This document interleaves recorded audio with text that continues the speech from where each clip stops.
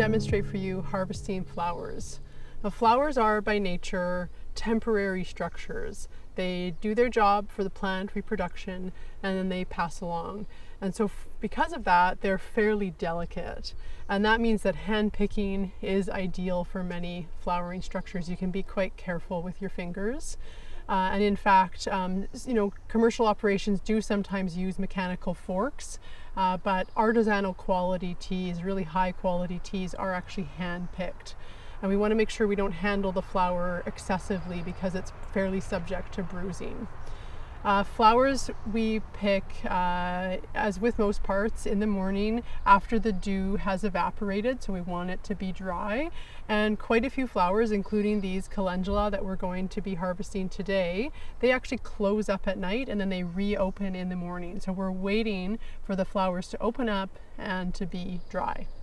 So Calendula, like many other flowers, will continue to bloom. So if you think about it, when I pick the flower, I'm taking away that flower's chance to go to seed. And so the plant just keeps trying again. So it'll keep sending more and more and more flowers. So in fact, the more you pick, the more you get. So I'm going to go ahead and pick. Basically what I'm going to do is just reach underneath the receptacle of the flower and pinch with my fingers. I'm just going to use my fingertips and my nails and just do a quick pinch. And there I have the flower. I'll put it in my basket and I'm going to keep going.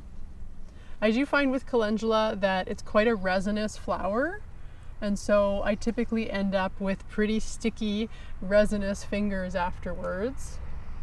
And for that reason, I actually often leave Calendula to the end when I'm harvesting if I can, so that I don't get the resin all over the other plants that I'm harvesting.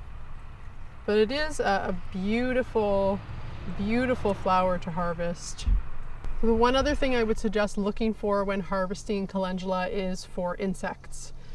So if I look into this flower now, there's a whole bunch of movement going on. There's all sorts of little insects crawling around in there.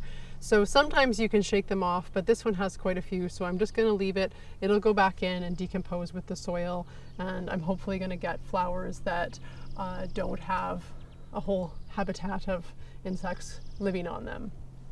And the other thing to check for, like with a flower head like this, is the petals are starting to wilt. And so I would actually leave that one behind. Typically I would actually leave it on the plant so that it can go to seed. And if you look at a flower head like this one here,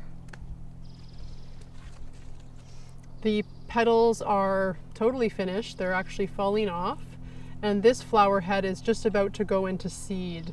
It's still green, so it's not quite at the stage that we harvest the seed, but it's definitely past the point of being able to harvest the flowers. So I'm going to pick one last beautiful flower, and then we're going to head over and show you some techniques for drying and lay these out on our drying racks.